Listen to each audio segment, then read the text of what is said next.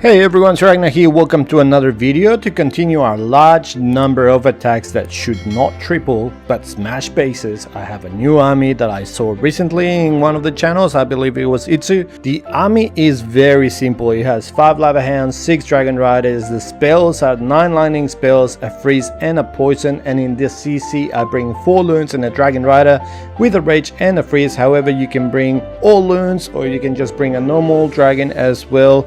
It's really depending on how you attack. Some people might even bring sneaky goblins, and that way you don't have to use the rage on the blimp on the town hall. It's all up to you what you bring in the CC. Usually don't bring sneaky goblins, because then if the clan castle is next to the town hall, it will pull the lava hound, the ice golem with my blimp.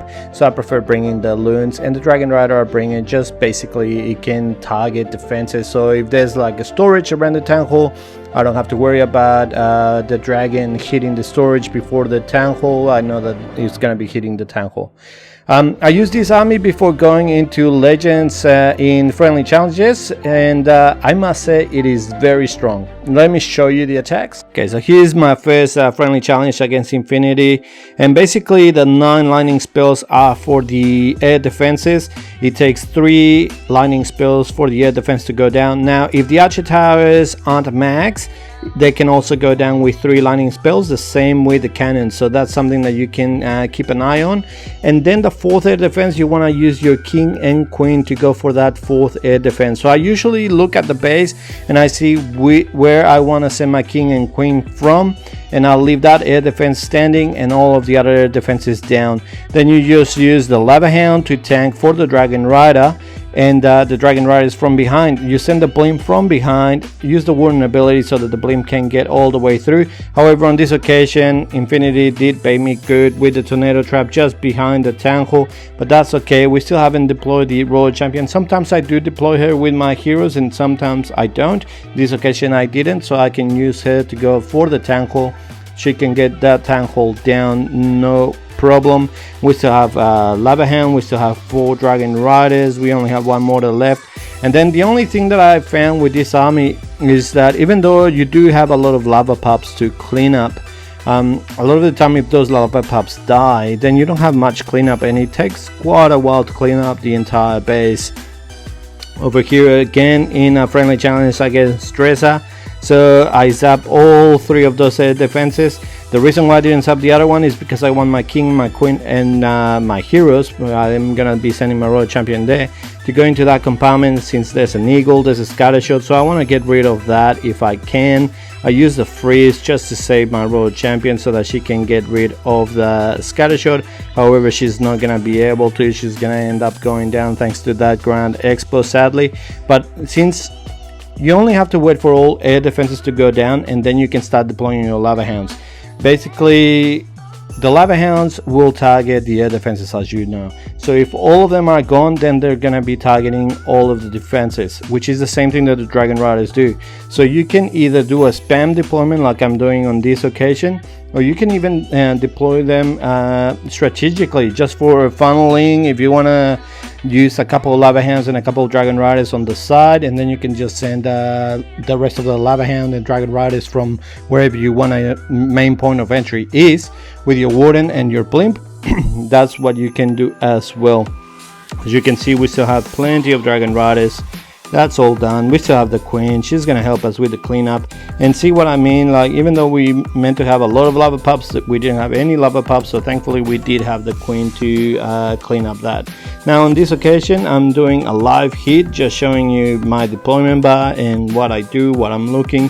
So I'm looking which are defenses to bring down, where am I gonna come in from, and as you can see, there's that compartment with the eagle as well that I'm thinking maybe I can send my heroes in there. So I use the zaps for every other air defense. I have my queen here to get rid of that air defense as well, and then I'm just trying to figure out, okay, do I want to send my royal champion, yes or no? One of the expos was being tanked by the king. Probably I could have waited for the other expo to also be tanked by the king, and then this royal champion would have gotten a lot more value. The queen ends up getting rid of that defending, damages the defending king quite a fair bit, but not enough, and then ends up killing my royal champion. But then my queen can get in and get rid of the eagle, which was a lot of value. Then I deploy all in a spam way. I deploy all my lava hounds, all my dragon riders. They're all going into the base. They're all flying towards 3 o'clock, and I'm still not sending my blimp. I don't want to use the warden ability just yet.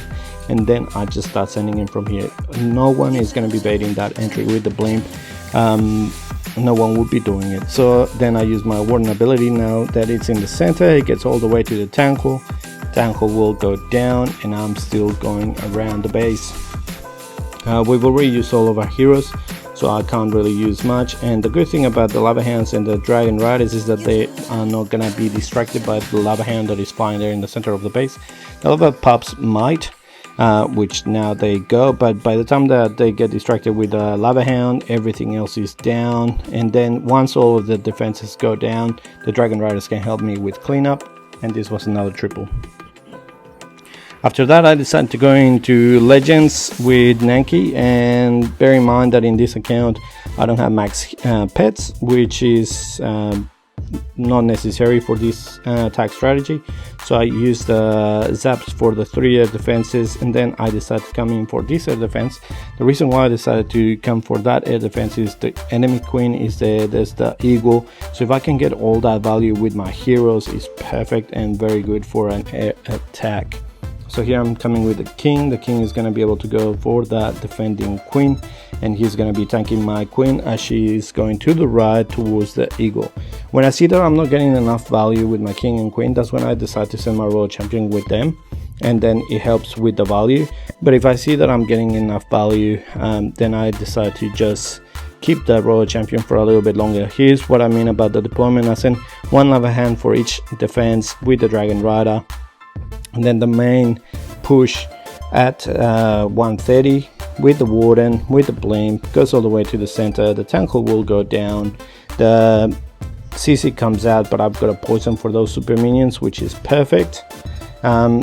And the other thing is that you can try, when your lava hound is coming in, try looking where the other hero is. So basically you need to keep an eye on where the queen and where the royal champion is. So as you can see at 130 there was the royal champion, so that's why I decided to come in main through there. I waited for one of the lava hands to pop before I put my warden ability. That way the lava pups can kill that royal champion, which you really need to. If the royal champion remains alive or the queen remains alive, they can pop your dragon riders very quickly. Here we've got another base, and again we use this up for all the air defenses except for one. That one over there, I saw that there was a queen there, so I'm like, okay, well, I'm gonna try sending my heroes inside, try to get that defending queen. I noticed that my king ended up walking, so what do? I send my royal champion just to make sure that the queen kind of goes in towards that corner. So I need her to get that defending queen, or that would be really good if I could. We still have her ability, so I'm gonna be able to pop the ability. The defending queen goes down, and now I can start with my lava hounds.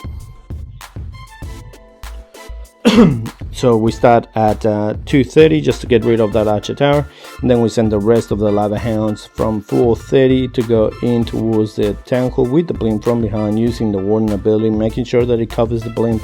If you don't cover the blimp won't get there, and then if the blimp doesn't get rid of the tankle, it will be interesting on a ring base and without a royal champion. Usually, like, if your blimp doesn't get the tankle, you need that royal champion, but if you use the royal champion at the beginning, there's nothing else that can get the tankle, so then it could be a 1-star, so you need to keep that in mind. Then we have everything going down, the multi-inferno goes down, and look at this, is completely wrecked. But as I said, there's no cleanup except for the lava pups, so it takes ages, like almost 45 seconds of cleaning all of these buildings, so you just need to keep an eye on that. Or what you can do is maybe get rid of one of the lava hounds and bring minions, and you can just use the minions to clean up as your main army gets through. Here is the last one against Spartacus, and again we got rid of all air defenses except for one.